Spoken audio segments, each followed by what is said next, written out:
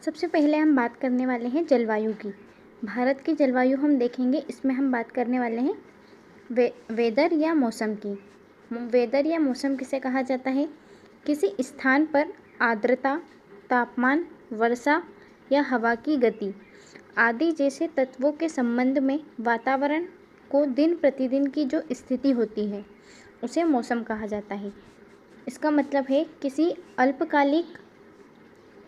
स्थान में अल्पकालिक परिवर्तन या अचानक से होने वाले परिवर्तन को मौसम कहा जाता है। जैसे आप देखते हैं कि शाम को बारिश हो रही है और सुबह जब आप उठते हैं तो मौसम बिल्कुल साफ़ होता है। इस प्रकार अचानक से होने वाले परिवर्तन को मौसम या वेदर कहा जाता है। अगला है ऋतु। ऋतु या सीज़न किसे कहते हैं? एक निश्चित समय पर क्रमिक रूप से होने वाले परिवर्तन को ऋतु कहा जाता है।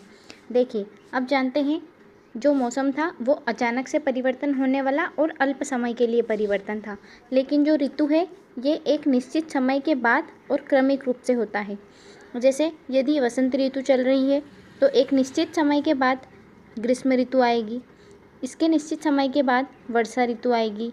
ये इनका क्रमिक परिवर्तन होता है जो एक निश्चित समय के बाद ही होता है। इसे ऋतु या सीजन कहा जाता है। तीसरा फैक्टर है जलवायु। जलवायु मौसम का ही व्यापक रूप माना जाता है। मौसम एक अल्पकालिक परिवर्तन था, जबकि जलवायु एक लॉन्ग टर्म या दीर्घकालिक परिवर्तन होता है। मौसम में जब दीर्घकालिक परिवर्तन होता है तो उसे जलवायु कहा जाता है। किसी स्थान के मौसम की लंबी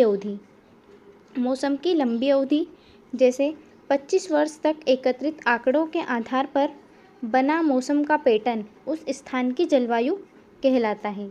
आइए तीनों को एक बार एक साथ देख लेते हैं। मौसम, ऋतु और जलवायु। वायुमंडल में होने वाले अचानक परिवर्तन को मौसम कहा जाता है।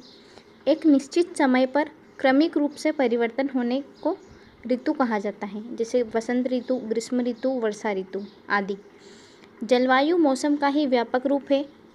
बड़े क्षेत्र में तापमान, वायु, वर्षा, कम से कम 30 वर्षों के जो आंकड़े होते हैं उनका अध्ययन करने के पश्चात जो रिजल्ट मिलता है उसे जलवायु कहा जाता है। जलवायु एक दीर्घकालिक परिवर्तन है। आई होप आपको तीनों में अंतर समझ आया होगा।